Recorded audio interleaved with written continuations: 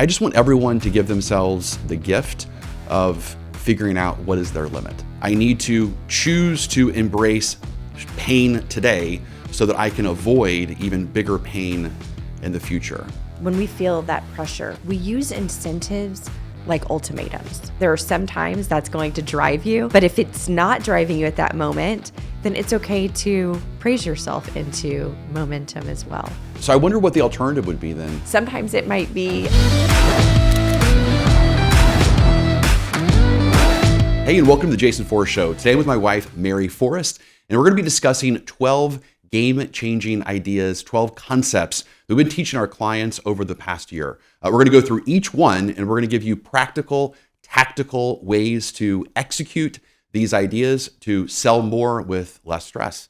All right, Mary, you ready to go? Let's do it. Okay. The first one is embracing the pain paradox. Now, I first came up with this idea when you and I were hiking the 29029, the big Everest challenge, where we had 36 hours to hike the distance of Mount Everest, and I had this kind of epiphany, and this epiphany was if I can choose to kind of embrace the suck, embrace the pain of kind of climbing one more ascent, then I'm going to avoid the pain of not accomplishing this big endurance hike that we were both going after.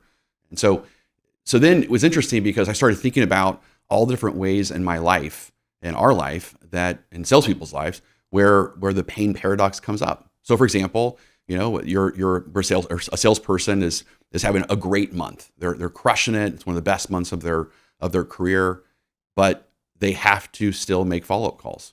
They have to still prospect, because if they don't prospect, they don't make those follow-up calls, then of course they're going to have a really bad next month or the month after. And so the pain paradox is this concept that I need to choose to embrace pain today so that I can avoid even bigger pain in the future. So when I share that with you, what comes up for you? What are some examples of the pain paradox in your life or with your clients?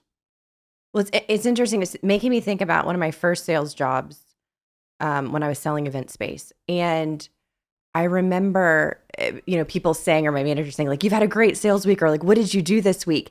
And in my mind, I was like, it's nothing that I did this week. This is coming to fruition what I did 2 weeks ago and 3 weeks ago, and the work that I did then. One, because I wasn't at that time proficient in a one-call close. So one, that was on me, but also just the training. And so the training on both aspects for sales or in talking about wanting to Everest snow basin. For me, when you bring that up, it wasn't the moment at the time of climbing the mountain. It was looking at the pain of how much time we spent on a Stairmaster. And that first time when we first decided that we were going to do it, I don't know if you remember this, we were in Cozumel and we went out to, we were the only people in the gym out in Cozumel, like a beautiful beach day. And we have to get on the Stairmaster. And at that time, we were first starting training. It was like 15 minutes and we both thought we were going to die. Like we were like, how does anybody do any more than 15 minutes on a Stairmaster?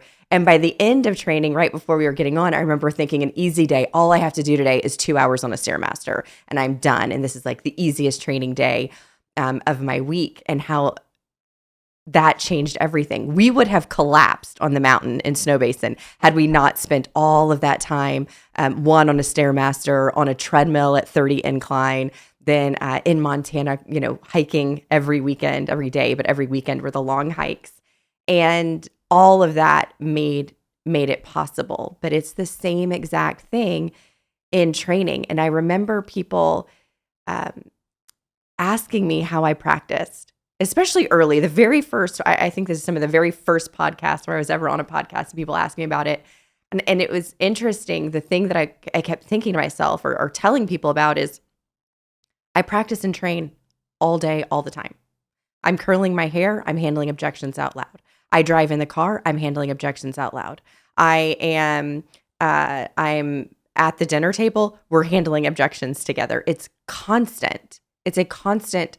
I'm not watching fun things. I'm not listening to music. I'm not talking on the phone with my friends. I'm practicing. But because of that, all of a sudden the sales became easier. Not easy, but easier. I was able to climb those mountains as well. Yeah, I love that. So there's so many things that salespeople and entrepreneurs can pay attention to when it comes to this of this pain paradox. So a pain paradox for a salesperson obviously is training and learning things today that they don't need to necessarily they're not going to benefit from today, but they're going to use in the future. It's an entrepreneur. It's a business owner who has to make a tough decision and has to let go someone that might be really close to them. It might be someone who started the company with them early on as an early employee, but the company's outgrown that employee, and so they have to choose the pain paradox. They have to choose to embrace the suck, embrace the pain of that exact moment, so that they can avoid the bigger pain in the future, which means their company can't grow, or there might be a leadership dilemma.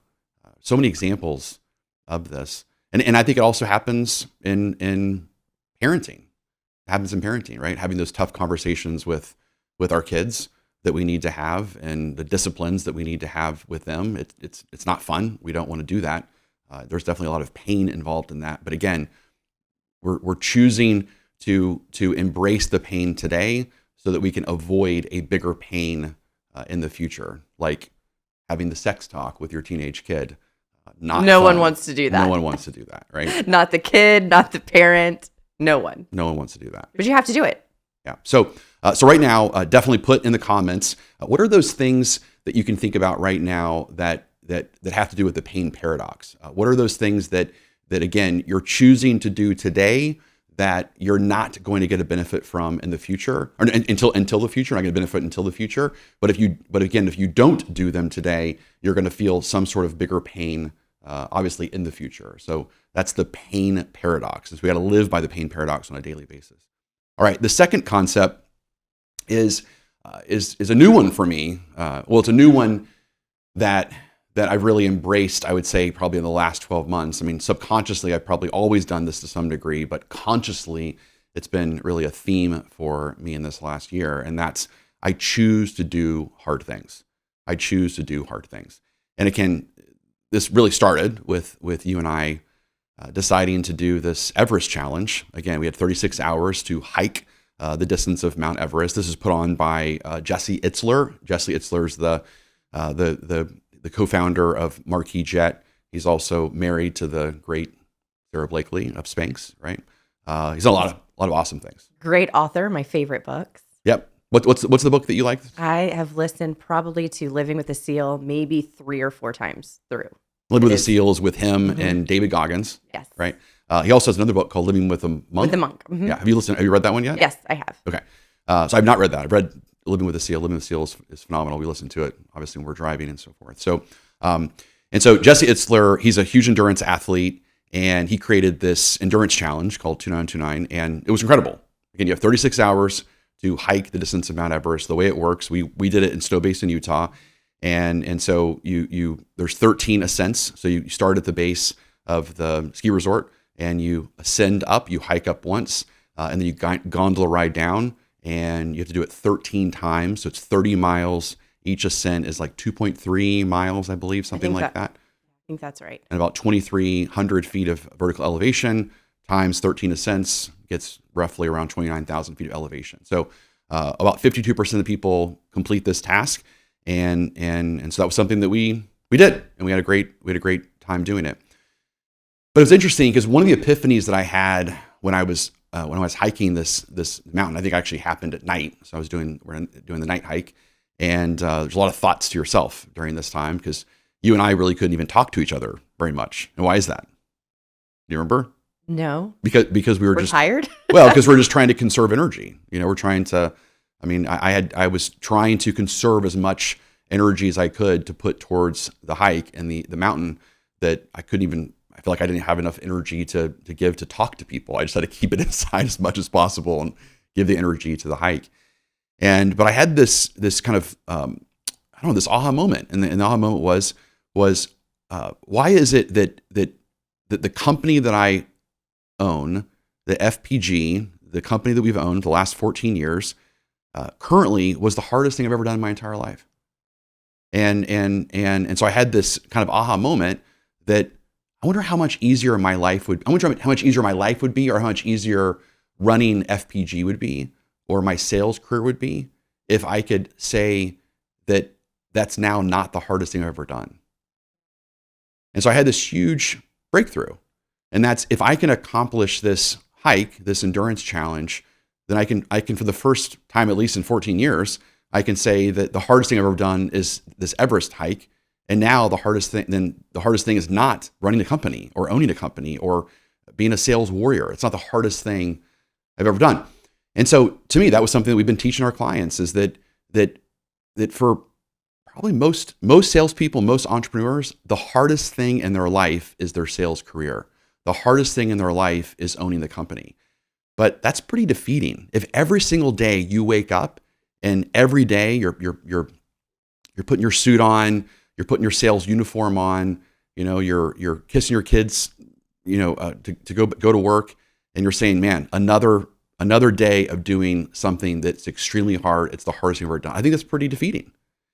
And so to me, a huge gift that I believe we can give everyone is this year, pick something in their life that they can say, you know what, the hardest thing in my life is not my sales job. The hardest thing in my life is not owning this company. The hardest thing in my life is this other thing that I did, which now creates, in my opinion, like a hard anchor, right? It allows them to compare every day. They can wake up and say, you know what, I did this other thing over there. I did this 29029 hike. And so therefore I can make 100 sales calls today. I can go door knock. I can go prospect. I can handle these objections. So I choose to do hard things because I want to build up a muscle of grit, a muscle of endurance. To me, it's a hack because we subconsciously or consciously know this. I believe when it comes to our business, because we've talked about this before. I remember the first time that I sold a $20,000 deal. And then what happens for a while, all my deals are like $20,000. And then you sell a $40,000 deal and that becomes easy. And then everything's $40,000. And, multiple companies going in to sell million, then multi-million-dollar deals. And now a $40,000 deal seems like, it's so easy. There's no stress. There's no anxiety. It's not a number that's hard to say. And that happens over and over in our career. But for this, what you're saying is we're going to go outside and grab something else and bring it down to now hijack all the number talk we have to do, everything else that feels hard. And so I agree. I think the other really interesting point, especially going back to the pain paradox, and then with this as well, the do hard things, is it's two different types of hard things for me. One is discipline. There are hard things that are discipline, and there are hard things that you don't know if you're capable of it. So the discipline of training every single day for your career, every single day for an endurance race, that's discipline. That's not actually hard. It's not a difficult thing to do. Anybody can do it. Anybody can go and walk. It's actually the simplest. That was the funny thing that we kept saying. That was the quote from Chad Wright of, "This is the easiest day of my life. All I have to do is walk." Easiest day of my life. We do hard things other places. But then when you start compounding these things, you start stacking these different concepts, the effect becomes a lot different, because the do hard things, we did not know if we were physically capable of climbing the mountain one time, let alone 13. We didn't know if we were physically capable of being on a Stairmaster for 30 minutes or an hour and a half. We didn't know that it was even within us. And so that's the difficult thing. So when we can now take something where I'm pushing outside of my what I even know is I'm capable of, and then we stack it with extreme discipline of, is it frustrating or annoying to have to go work out every single day when there's other things that you want to do? Yes. Can anybody in the world do it? Yes. Anybody. It's not difficult. It's discipline. And so those two together to me is what the real powerhouse is. Okay, so I love that. So, and I believe it's Angela Duckworth in her book Grit. She talked about this as well, that you can actually kind of create a muscle of grit. And it's probably what we're talking about here. It's this idea of I choose to do hard things. It's building your kind of muscle of grit. It's also your ability to increase your endurance, to be able to put things in perspective, to again wake up every single day, give yourself that gift to say that I can easily do this because I've already accomplished this other thing over here. You give yourself a success anchor. So for the people listening right now, let's give people some advice on what are some hard things that people can do that maybe aren't endurance challenges. What are some things that are coming up that are not endurance challenges? They're not endurance challenges. People who are like, I'm not going to go do some hike or some triathlon or a Spartan race. What are other things though they can do that would be hard, that would give them that success anchor? The first things that are coming up for me, we always go back to our own life, is our own, our own just capabilities within our life in other areas. So for me, is even, can I feed our family a meal every single day? Can I learn to cook something am I capable of cooking something from scratch?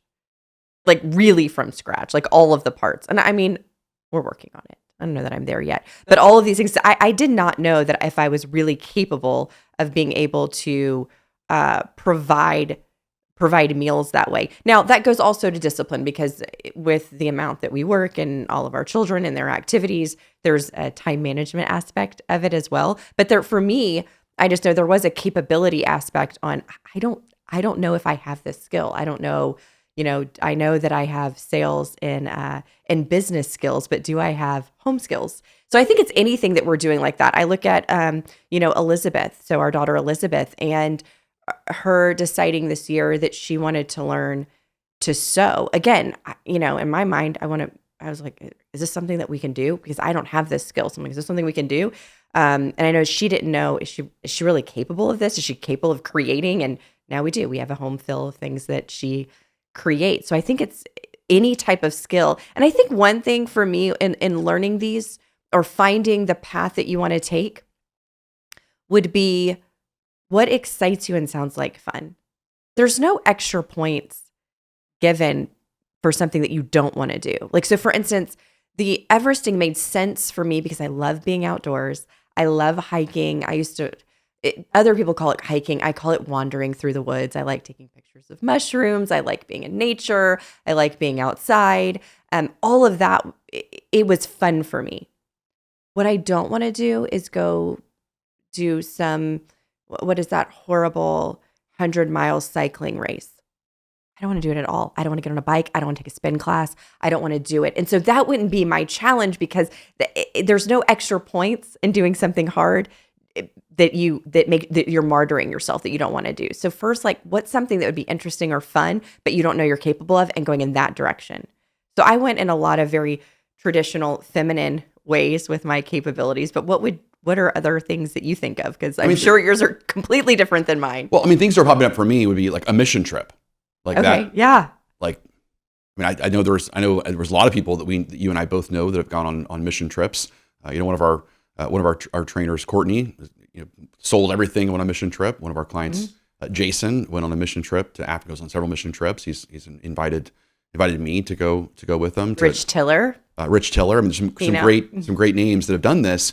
But that would be an example of something that again is something that's very hard. It challenges you. It's also very fulfilling, but it gives you this ability to say, you know what, I've done that, and so I can do this. Like, I'm sure Courtney, she's an amazing trainer for us, and I'm sure she has. If she's not, we're going to teach her this tomorrow.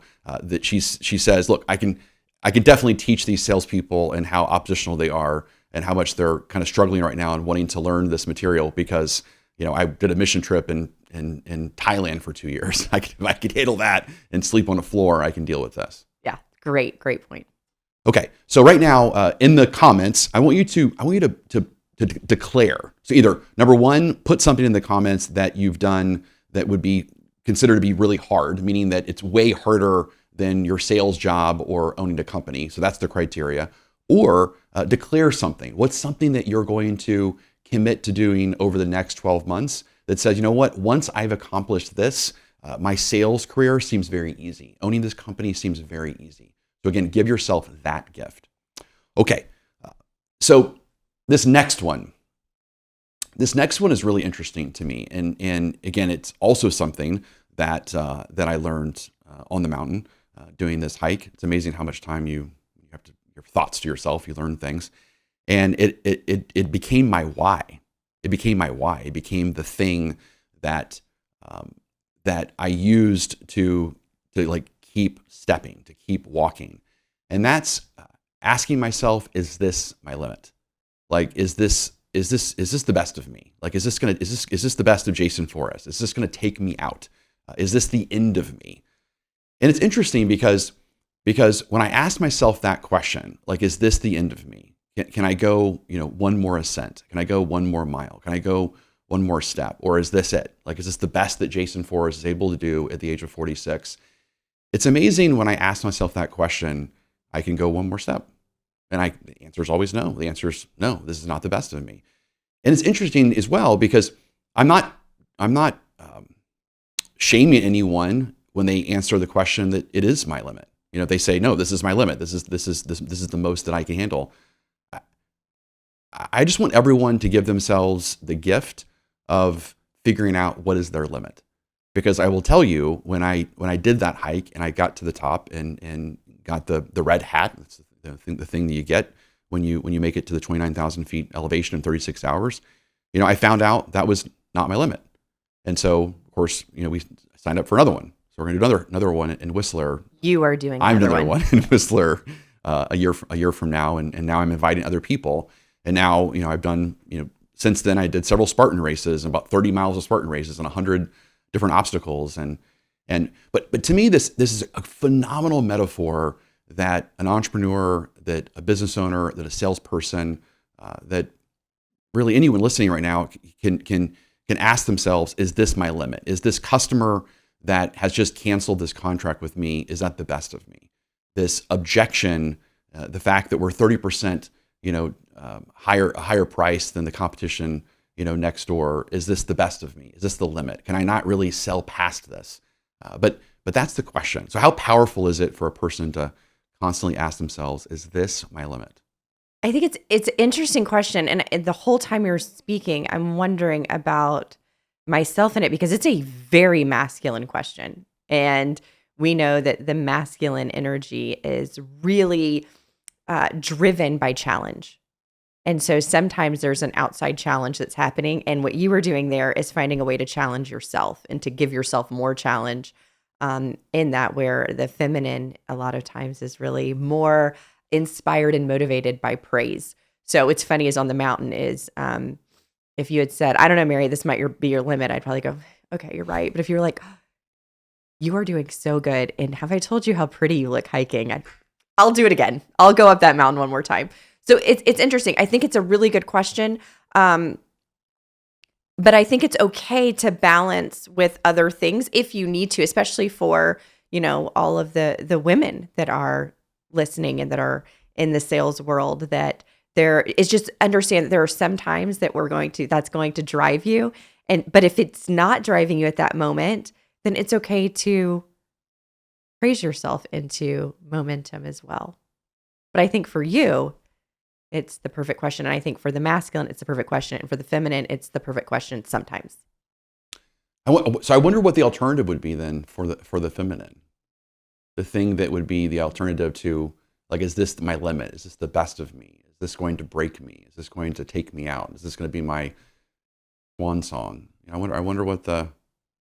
I don't know. And maybe it's even turning it into a different direction, because if I think back, I mean, being on that mountain was very difficult. But when I think back of the hardest thing that I ever did, and that was coming through being really, really sick right after Elizabeth was born. So, 3 weeks after she's born, I'm in the hospital.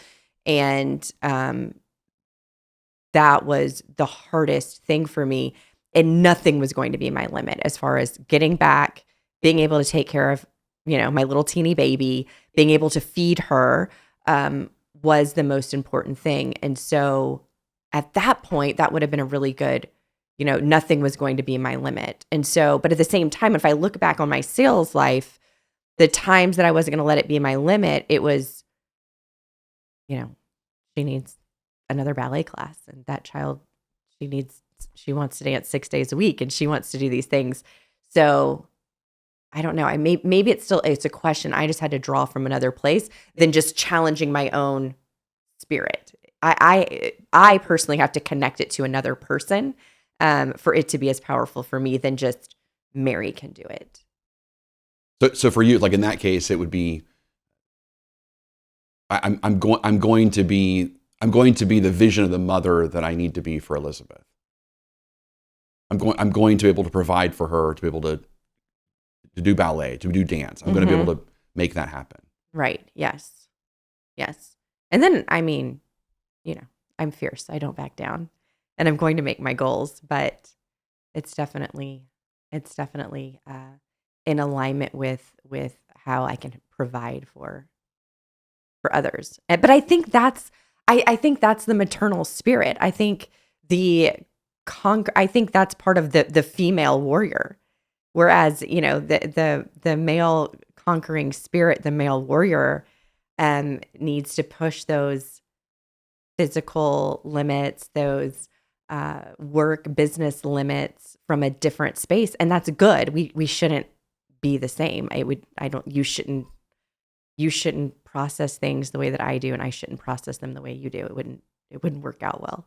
But I remember that time that you were incredibly sick in the hospital, and I didn't know you at that time, and the doctor said to you to get your stuff in order, right? Basically, Correct. kind of gave you the message that this might not work out, and you need to like get your stuff in order. You need to like get the right people to take care of Elizabeth, and so there was obviously something that right there was something that pushed you, and in this case, it was like I'm not gonna let you tell me how I'm gonna live my life. It's almost like is it others focused from that perspective? Like you don't know as a doctor, you don't know what you're talking about.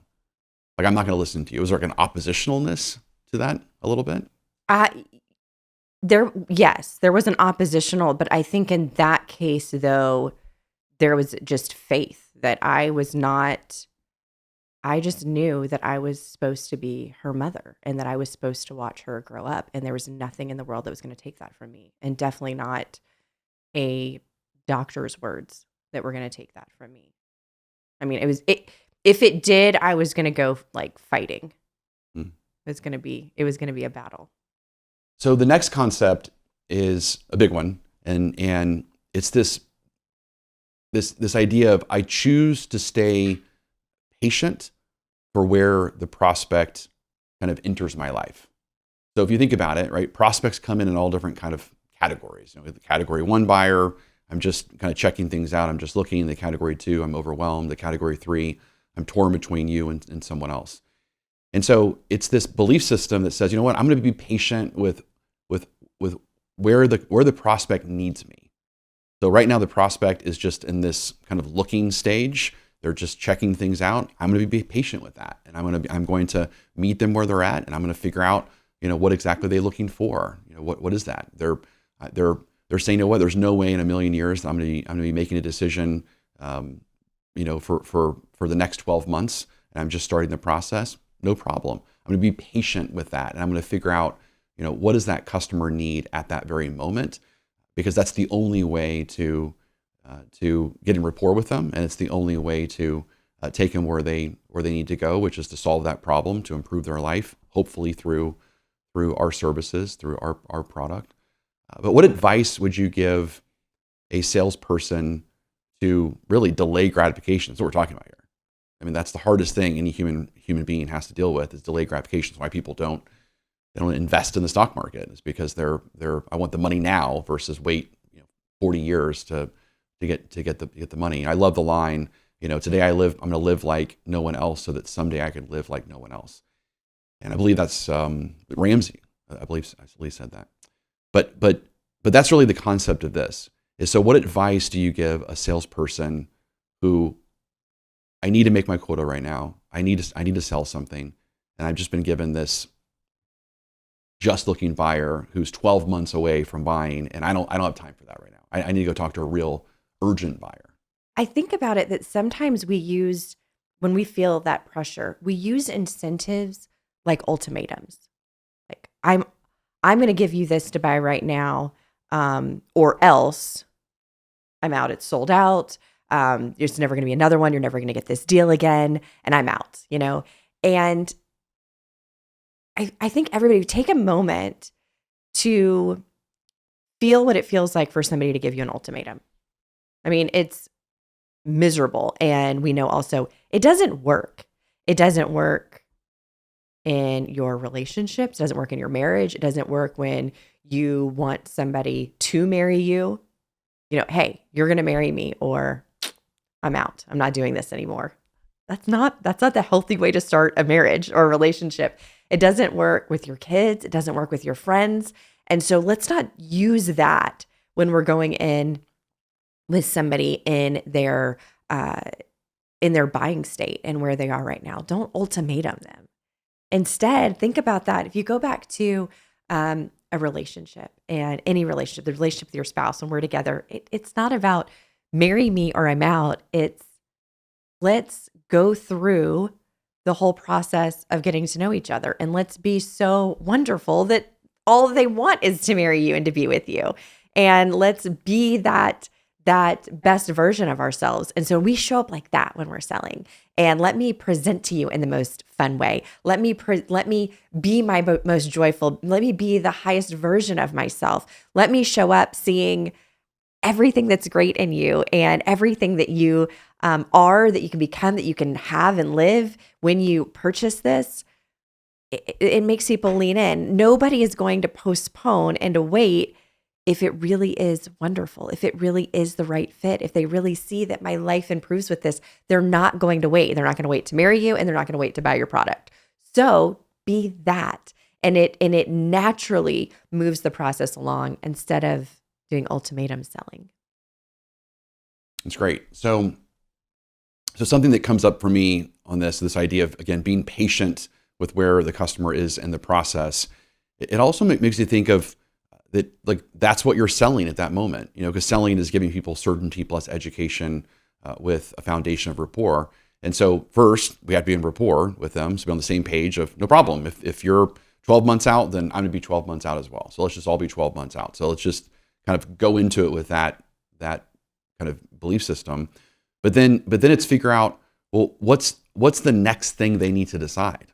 So what is that? Whatever that next thing is, just be patient with whatever that is, and provide certainty and education to help them decide that one thing. And then it's very possible that that could speed up the timetable. Well, and you need to know it granularly around that, because if the next question is always, are you buying yet? Are you ready to go? Are you buying yet? Are you marrying me yet? Are you marrying me yet? Like, you've jumped so far ahead. So you need to know the steps. You need to know that they need to understand what else is out there, and they need to understand the what they're financially, what they can spend on this, and what their needs are. And you need to know all of these aspects and be able to help guide them through it so that they can make the right purchase. Perfect. I also think this comes up a lot with trying to sell big deals. I think one of the mistakes that a lot of B2B salespeople make is that they try to sell too much to a customer too soon.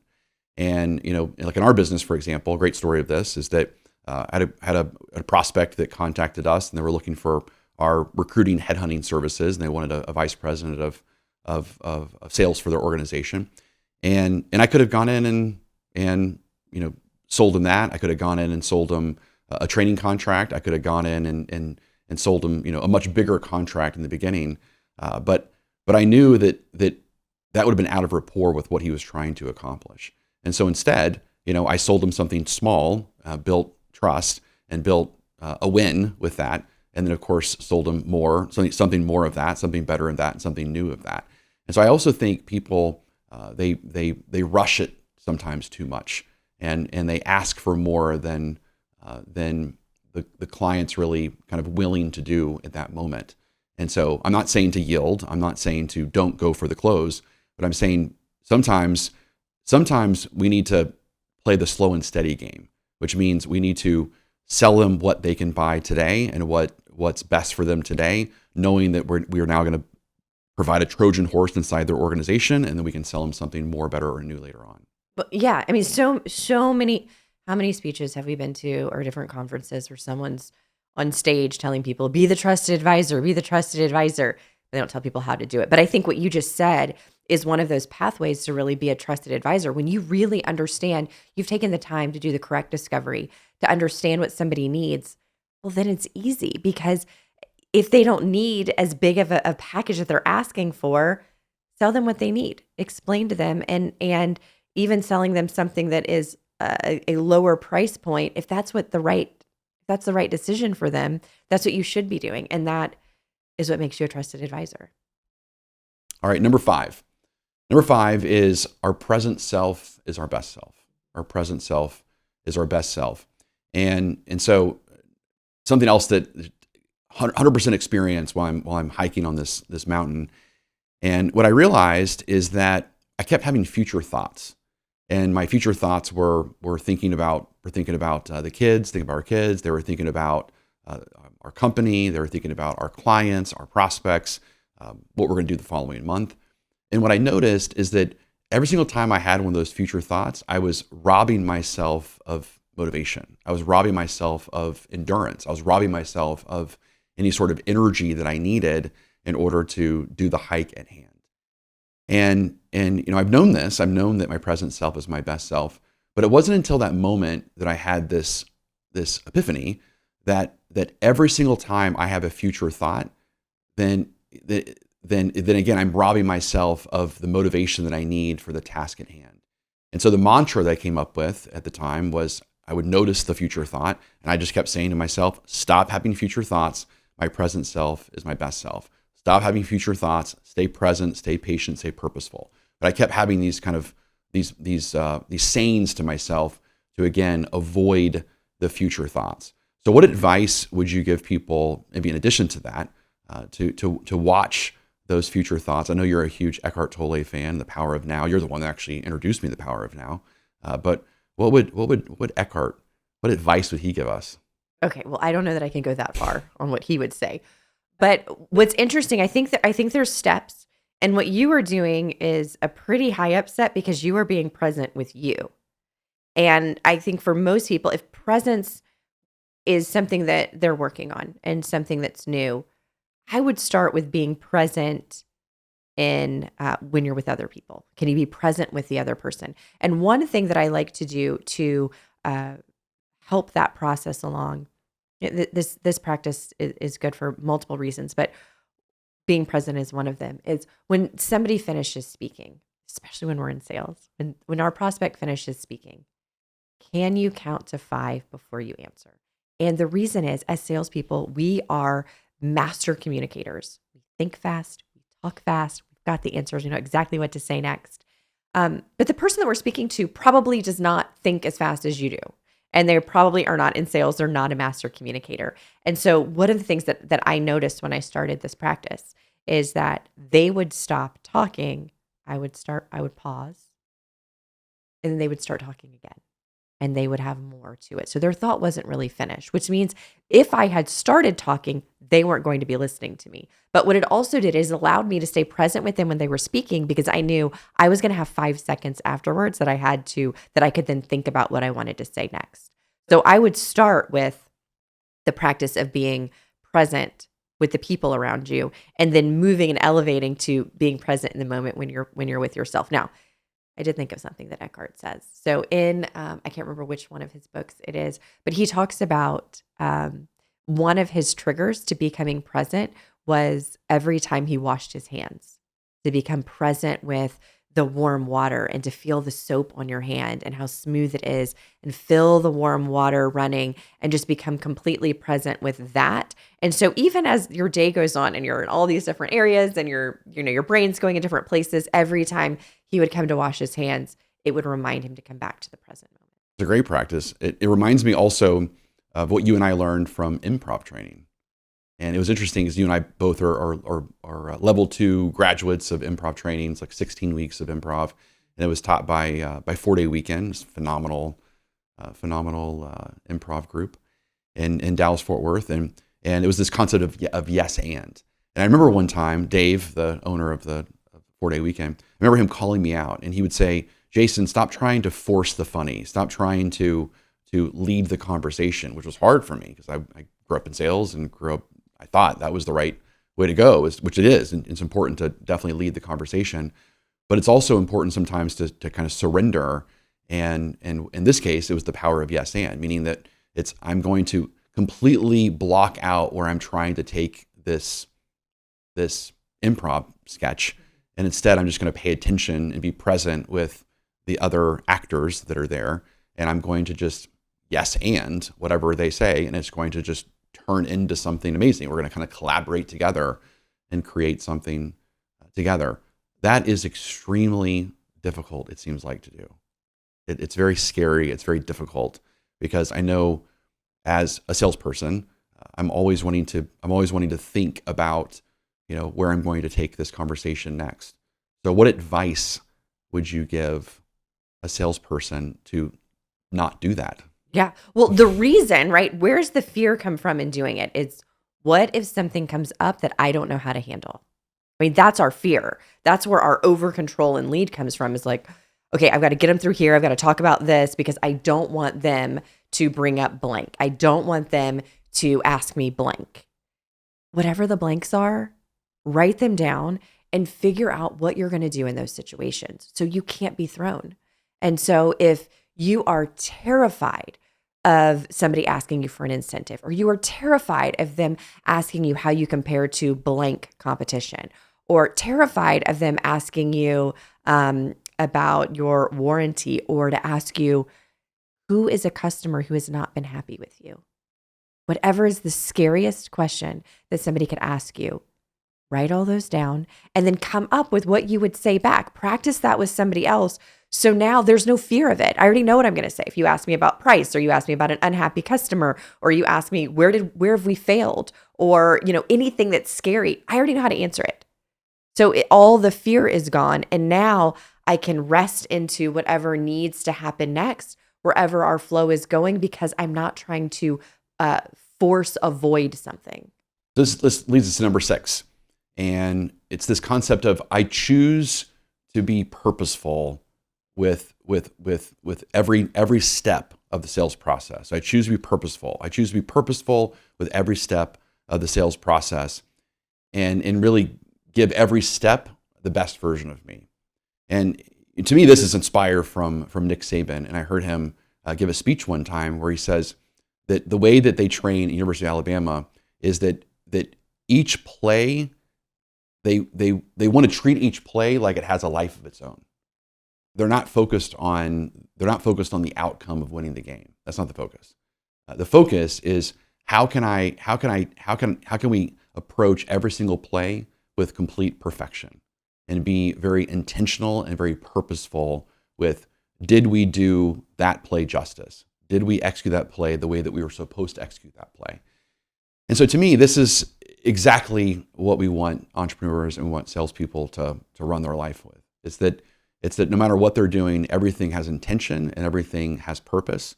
And yes, we teach 12 steps in our sales process, but each step of the sales process needs to be approached with intention and approached with purpose.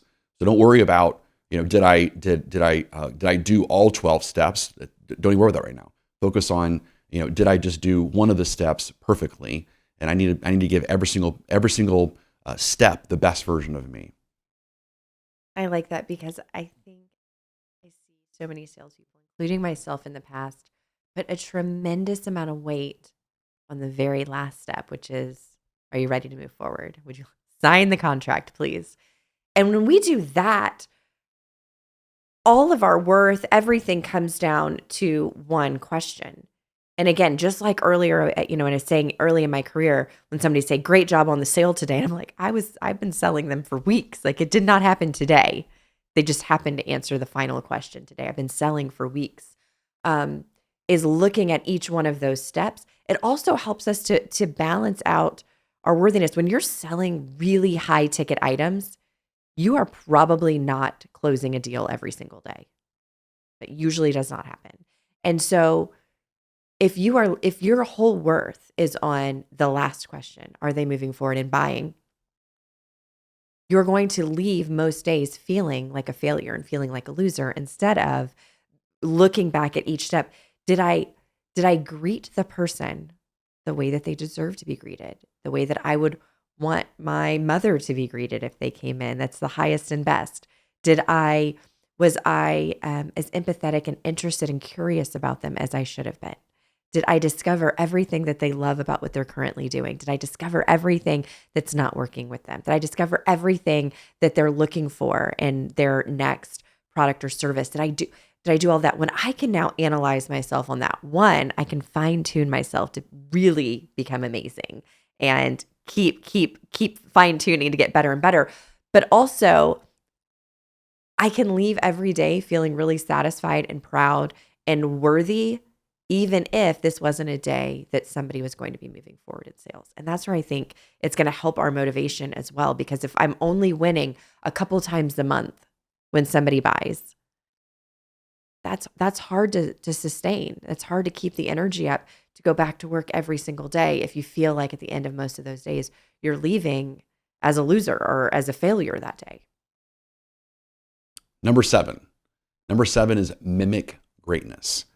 It's this belief system that if I'm lacking the internal resources to achieve the desired result, so I'm lacking the mindset, I'm lacking the process, I'm lacking the language to achieve this goal that I'm trying to achieve, that I can mimic someone who has achieved it, that I can basically borrow their identity. Our belief system is that it's not our circumstances in life that hold us back, it's our identity, that we haven't kind of adopted the right identity yet to achieve our goal. And you know, the night before you and I did this huge endurance hike, we watched this movie from Chad Wright. What was the movie called? Just 1 Mile. Just 1 Mile. Just one mile. And Chad Wright is former Navy SEAL, just ultimate badass. And Chad actually wouldn't like you saying that. That's right. He doesn't cuss. He doesn't cuss. And which is fine, which is great. It's great. Something I'm trying to adopt myself. So but it was interesting because when I was doing this hike, one of the things I realized is that Jason Forrest had never achieved something like this, but Chad Wright had. Like Chad Wright's done something more than what that 29,000 foot hike was. He'd done a lot more than that. And so I came up with this practice that I developed through NLP, through accelerated evolution, and kind of created my own little practice. And that was I said to myself, looking through the eyes of Chad Wright, what is something that I believe? Looking through the eyes of Chad Wright, what is something that I know? Looking in the eyes of Chad Wright, what's a strategy that I can use? And it was interesting because the stuff that came to me were pain is temporary. That just take it one mile at a time. Ask myself stuff like, is this my limit? Is this the best of me? And what I noticed is that Jason Forrest at the time was not capable, didn't have the ability to hit that, to do that from the current mental state that I was in. But I knew Chad Wright could. And I knew that if I could mimic him, then he could basically get me through it. If I could channel him, he could get me through it. And so to me, this is an incredible practice that I'm using to this day, of looking through the eyes of blank. What does this person think? What does this person know? What does this person live by? And then what's amazing is after you say it about 10 or 15 times, you start to merge yourself with that person. So when I was on that hike, after I'd said it to myself, again, 15, 20 times, I started saying to myself, looking through the eyes of Chad Wright, what do I now know to be true? Or before, I would say, looking through the eyes of Chad Wright, what would he say? But eventually I merged it and I became one with Chad Wright. And that was one of the main protocols that I used to do something I've never done before. That is phenomenal. And you are such an amazing self-processor. One, that's something that everybody can use and it's great. But there's also, if you have a great coach or a great mentor or a great leader, I mean, I'm thinking for myself, the amount of times that I would come up to you and go, do you think that I can do this? Do you really believe I can do this? I mean, before my very first seminar I ever taught, before my first class I ever taught, before my first time getting on a big stage, before, I'm thinking about going to the builder show or the sales rally or even my first 20 group, going in with 20 business owners. And every time I would just look at you and go, do you think I can do this? You really believe that I should go do this? And so you can also, if you've got a great mentor, ask them, because at those times I was able to borrow your belief in me that I was capable of doing it, that I could do it. And I think that's what's so powerful right now. And I see, our trainers do for people is when they're in class with somebody and they see that little bit of, I want to say it, this, they're not grounded in their belief in themselves and their ability yet. And that trainer can look at them, somebody, and say, like, I know that this is in you. I have no doubt. I am not nervous. You might be nervous, but I'm looking at you not nervous for you because I know you can do it. I mean, when you can take that and adopt it, so powerful. So if you don't have anybody, or you're just you're alone at the moment, or you're a very independent person, I love those techniques that you have that everybody should use. But if you've got a great mentor, a great coach in your life, go borrow their confidence. That's allowed as well. Yeah, I believe that's actually the definition of encouragement, right? Is to give someone else courage, to encourage them, which is a great concept. So everyone right now, I want you to think of a goal that you are trying to achieve, again, in the next 3, 6, 9 months. And then I want you to think of who is someone that is either directly in your life, or in my case, was just a documentary that I watched. I've never actually personally met Chad Wright. And then ask yourself, and just do this practice, like develop a daily practice of looking through the eyes of this person. What would this person do? What would this person think about? What would this person choose? There was even a moment that I was on the hike, and 34 hours in, I'm exhausted. I haven't slept in 36 hours. And I even said at one time, looking through the eyes of Jesus, like, what would he do? And of course, immediately I just thought, well, pain is temporary. Like, he obviously accomplished a lot, and he could do that. I can handle 36 hours of pain. He can handle more. And so, but it gives you tremendous strength. I mean, it's to me, one of the best protocols that I've ever created on myself and used. And so I would so right now, I want you to think of someone that you want to mimic, and in the comments below, put that person's name down. I'd love to hear everyone's kind of mentors, people that have accomplished something you haven't accomplished, and let's borrow their identity. Let's mimic greatness. All right, the 8th one that we've been teaching this past year is that I know that I'm not here to force people to buy. I am here to lead people to decide. I know I'm not here to force people to buy. I am here to lead people to decide. This is a huge paradox of closing more sales. I mean, it's amazing how many salespeople, when they lower the importance of, I've got to make a sale, I've got to convince this person to buy from me, I have to close this deal. When they lower the importance of that, and instead they raise their standard of, how do I get this person to achieve resolution? How do I get them to make decisions along the way? How do I get them to have no loose ends, no open doors, no open loops? How do I do that? Then it's amazing how their sales skyrocket.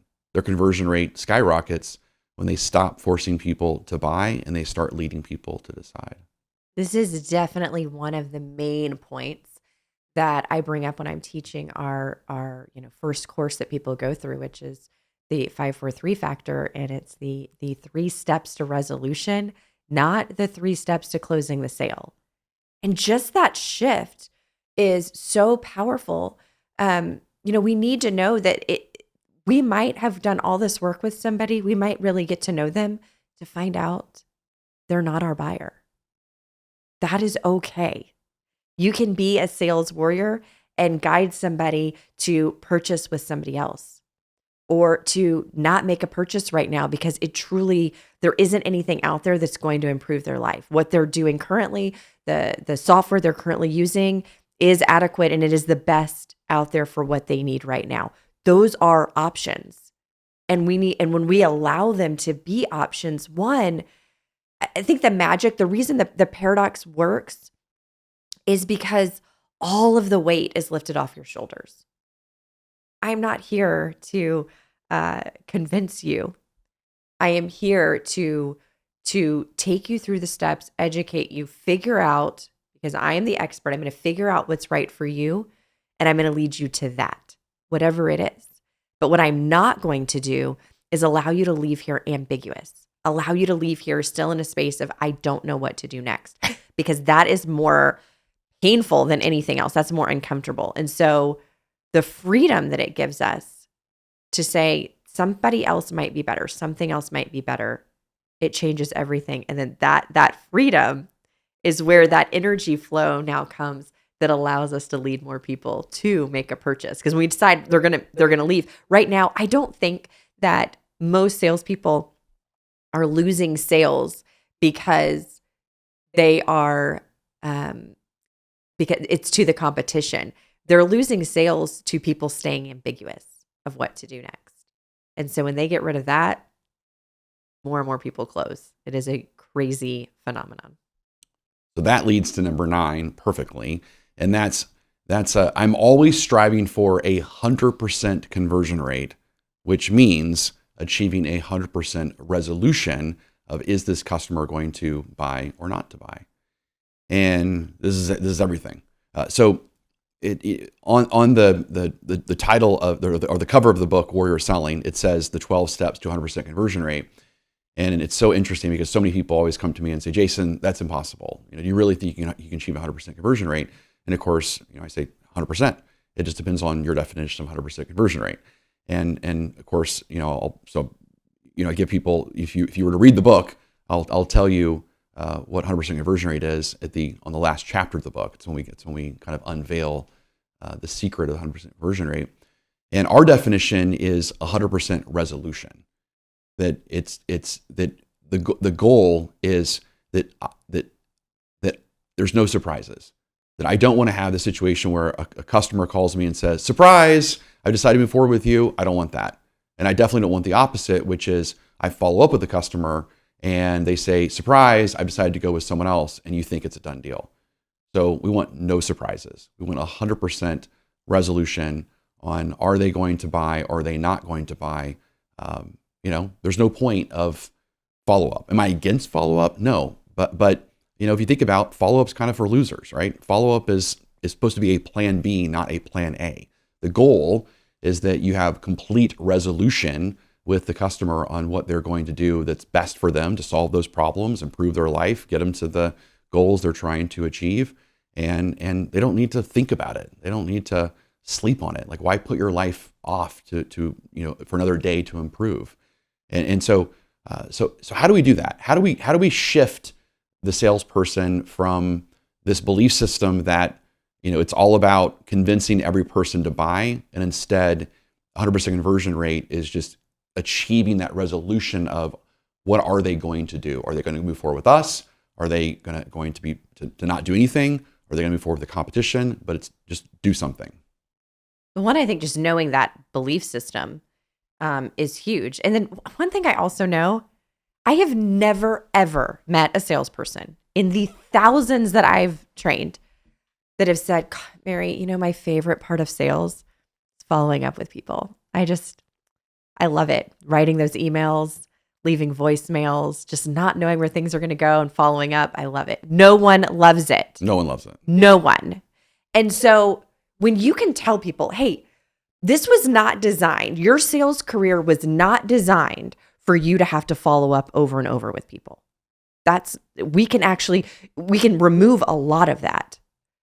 Salespeople, they lean into that. Now we're speaking their love language, which is no follow-up. And so if we can know that, and also know that it's possible. I think look at how little follow-up can you do, because you don't have to, because it was already decided.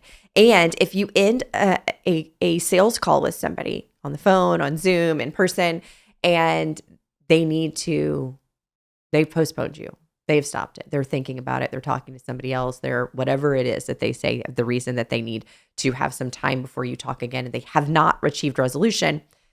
The first thing that you need to do is go analyze, what could I have done differently? What could I have done differently? What did I not share? What emotion did I not convey? What piece of information did I not give them? What question didn't I ask? That's usually where it is. I didn't ask a certain question that would give me a piece of information that would have made my pitch better. What did I miss? Because you missed something. And is it going to be ever really 100% of first calls, closes or resolution one way or the other? No, but it could be very, very small. And so figuring out where that is and always re-coaching yourself, I think that's where the change is going to happen. All right. Number 10, I choose to find new ways to increase my motivational capacity while also decreasing my motivational leaks. To me, motivation is it's the energy that a person has to achieve their goals. You can think of it as endurance. You can think of a salesperson as an athlete, and so they should be kind of coached like an athlete.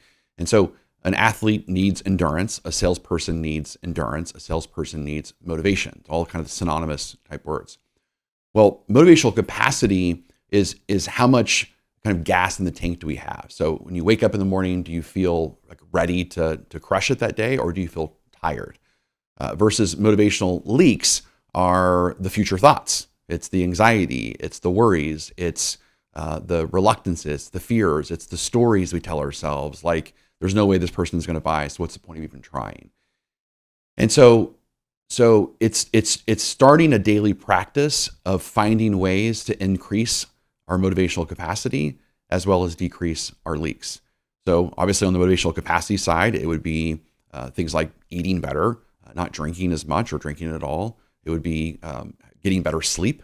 And then on the motivational leak side, it would be stuff like having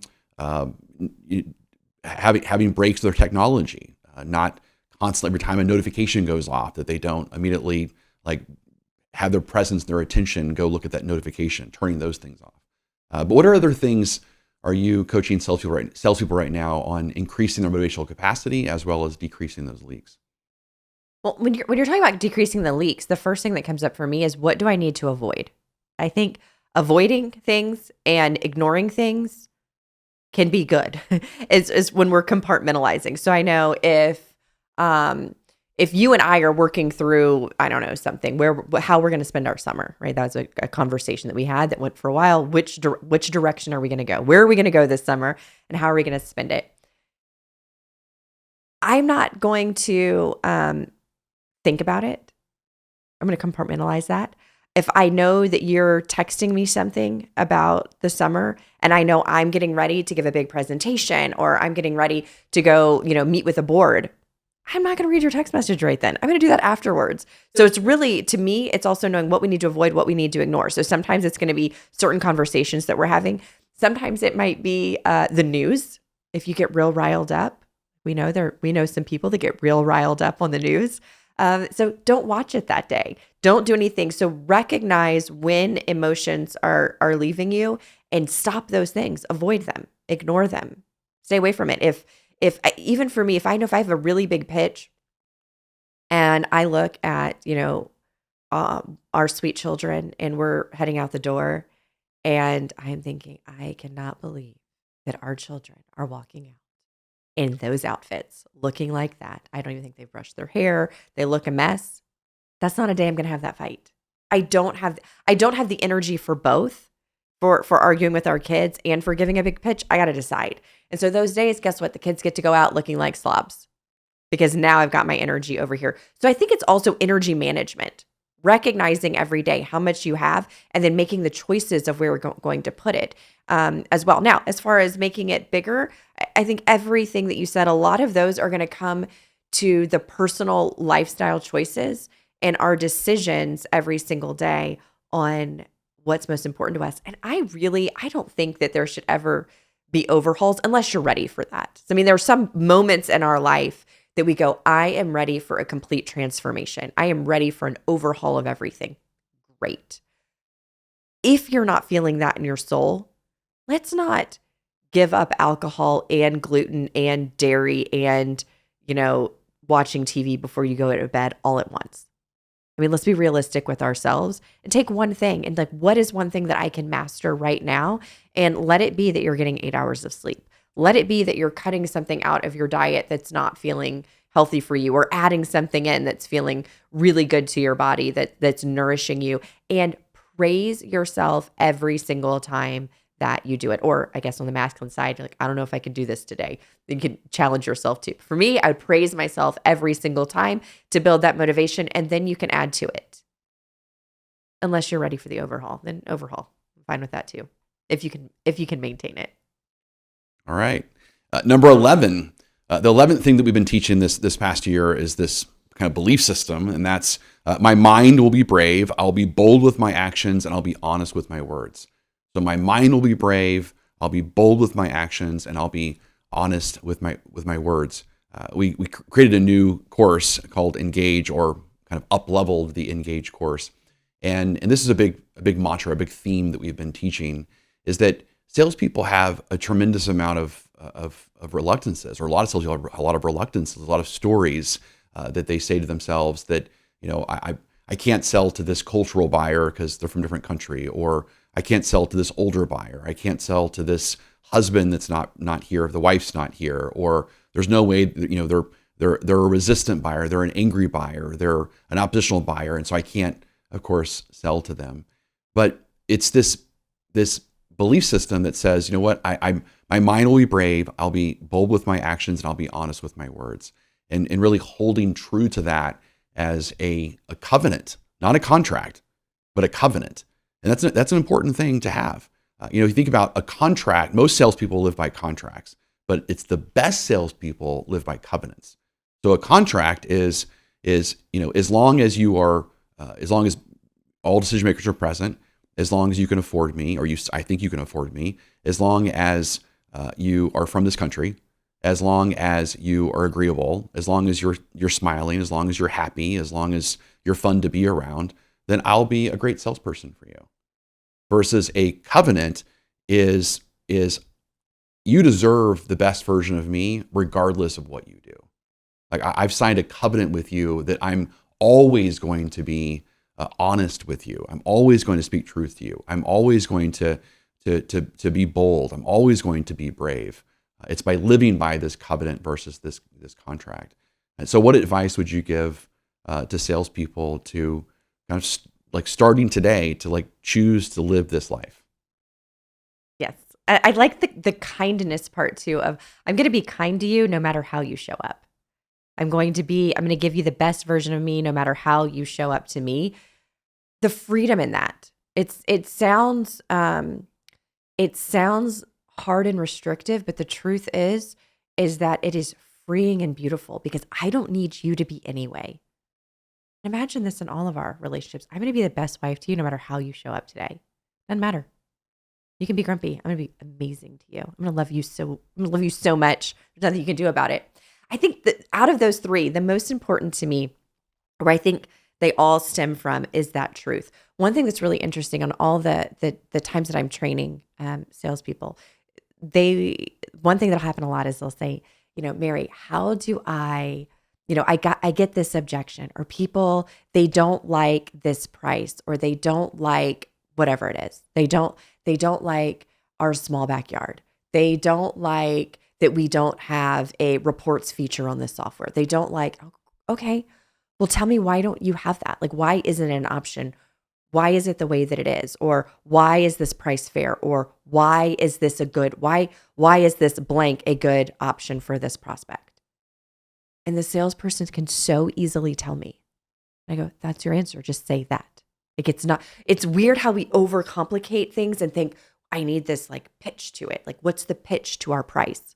Why are you priced that way? Okay, just say that. You know, our backyard's too small. Well, why is your backyard at that size? Well, we want to stay at this price point, and here's the footprint of the house, and we wanted to have a huge, you know, entertainment area in the house. Great, just say that. There doesn't have to be some hidden magic thing there. Just say what it is. And that level of transparency in this world goes so far because people are tired of political speech. People are tired of not understanding what the real answer is, and they're tired of a salesperson giving them a marketing message. Just speak plainly. Just speak clearly. Pretend that I'm that's what I tell them afterwards. Pretend I'm the prospect. You know how you just spoke to me and you told me the truth? The next time that you're asked that question, I want you to see my face and just tell me the truth. There's nothing better than that. Yeah, I personally think that a salesperson's income would at least double in the next 12 months if they just lived by a covenant and not a contract. They just lived by this concept of I do not care how you show up. I do not care if you are resistant. I do not care what culture you come from. I do not care if where you are in the buying process. I do not care if all decision makers are present. I do not care. I am here to give you the best version of me. I'm here to do that. That's what I signed up for. You did not. You're not responsible for showing up any other way than the way that you show up. I think the salesperson's income would at least double in the next 12 months if they just live by that one concept. Well, and how powerful do you feel in that? And how unpowerful do you feel when it's like when everything of the way I show up and behave, the way my tone of voice, whether I smile, is based on what somebody else does? That is so weak. It's a form of victim. Yeah, you're right. It's interesting that you say that because it's really even the most powerful person on the planet when they're living their life with a contract with someone else. You're right. They're basically a powerful man has now become a victim to the prospect in that situation, or powerful woman. It's crazy. Crazy.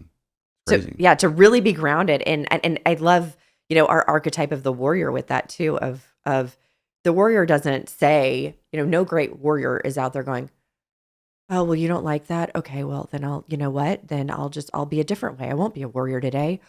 I'll be a shepherd. I will, there's nothing wrong with shepherds, but like, if you're going to be a warrior, be a warrior. If you're going to be a shepherd, be a shepherd. But decide who you are and show up as that every single day. And don't let somebody else change you because of it. And be flexible. Don't be the willow tree, be the oak. All right, number 12.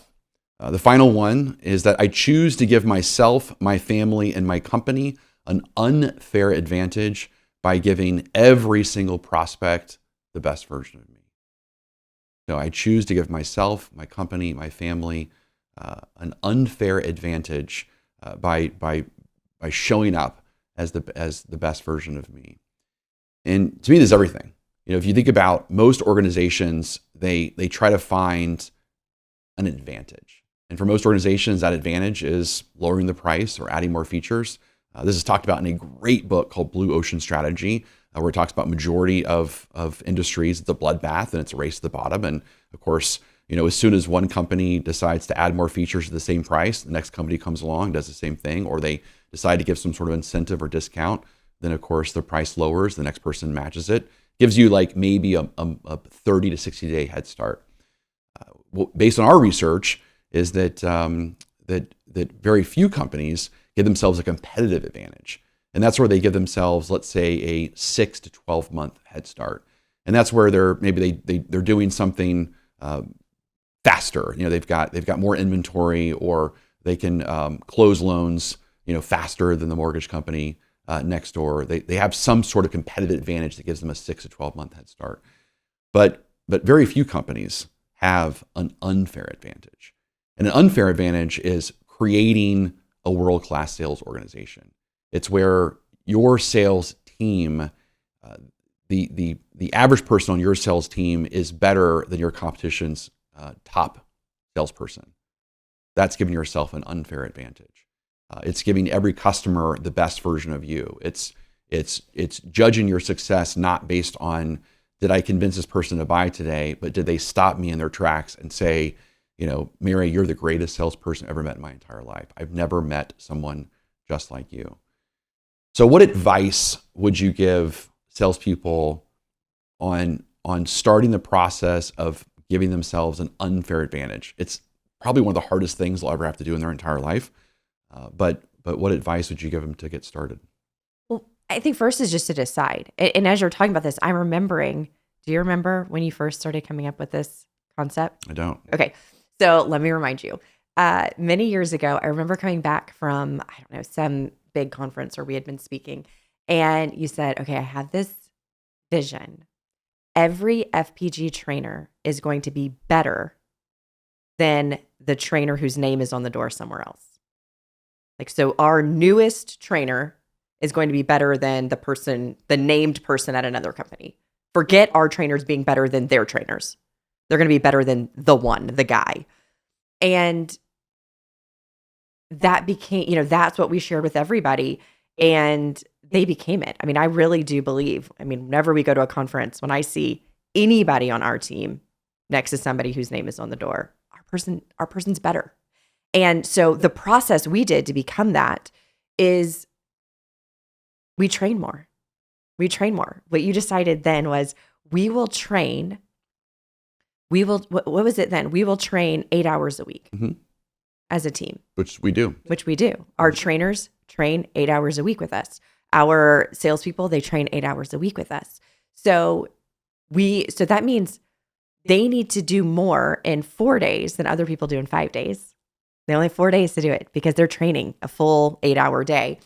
And that's the commitment that it takes, that I am going to commit myself this much and to constantly be okay with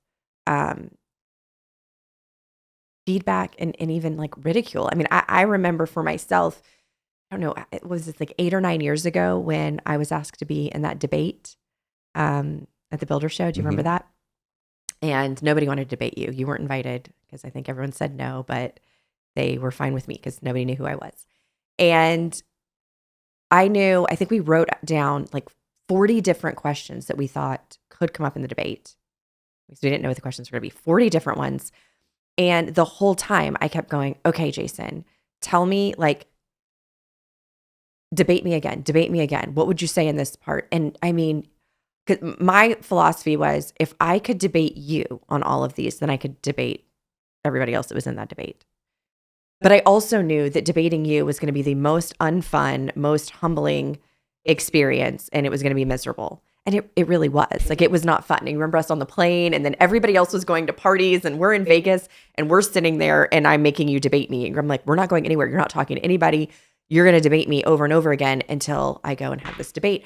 And so with that, though, it's that desire, it's the training, it is, I am going to think of every possible scenario of what could happen, everything that could be said. I'd say, debate me this direction, now debate me this direction, now come in with this one and let me handle whatever happens so that I'm ready, I'm unfazed.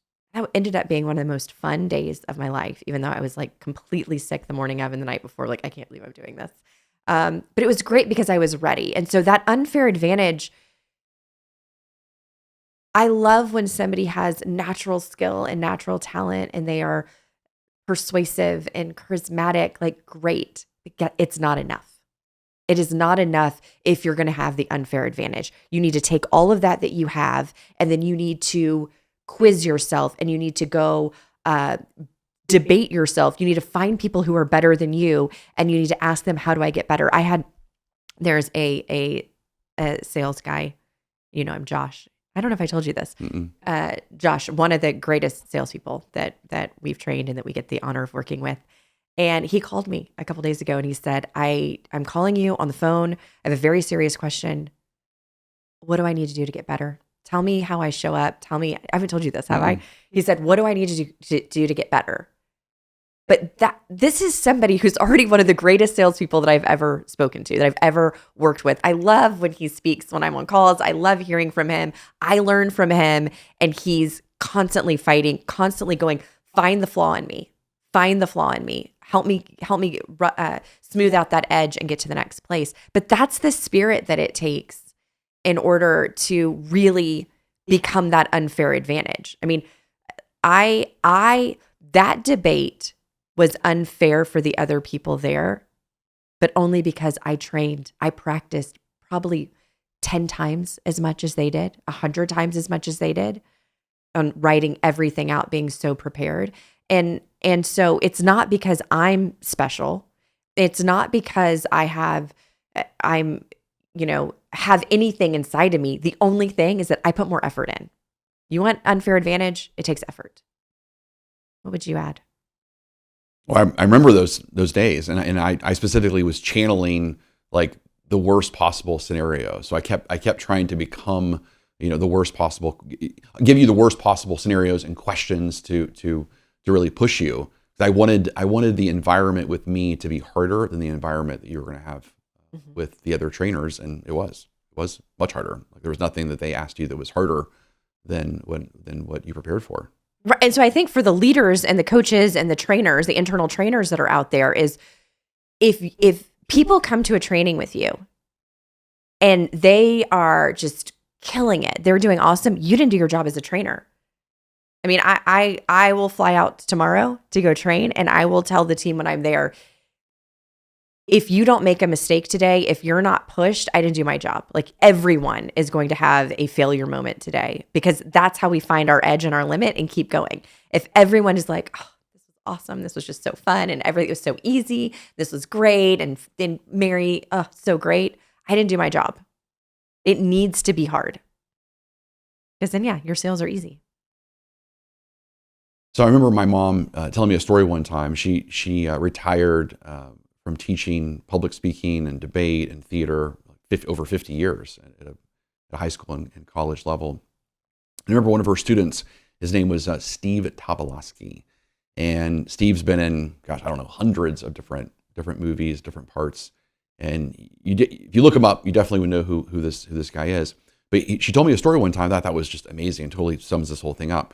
And that's that he would be in a debate, or he would be in some sort of play, some sort of musical, and he would go to my mom and he would say, Professor Forrest, or Dr. Forrest, Dr. Forrest, on a scale of 1 to 10, what would you give me? Like, what was the score you would give me in that performance? And she would say, that was really good. I understand, but was it a 10? And she would say, well, it wasn't a 10. Well, what score would you give me? Well, I'd give you an 8. Well, tell me why it was an 8 and tell me what I need to do to achieve a 10. And she told me just the other day that he still lives his life by that. And he's a famous actor now, and he's a multimillionaire and been in tons of movies. But even to this day, he will go to the director, he'll go to the producer and say, give me a score on a scale of 1 to 10. And if it wasn't a 10, I need to know exactly what I need to do to make it a 10. That's pretty crazy, because in our kind of society we're in right now, where it seems like perfectionism is a 4-letter word, and people are, like, just, you're enough and you're great and you're Let okay. Me be me. And yeah, it's this whole, like, I don't know, this like anti-shame movement that we have. It's like the pendulum has swung the other direction. And it's like people are almost afraid of, or they're giving themselves a cop-out to be great. They're giving themselves a cop-out to go for that 10, to go for that perfect moment. And sure, is it probably impossible to be perfect all the time? Sure. But is it impossible to be perfect in that moment? No. We be perfect in that moment.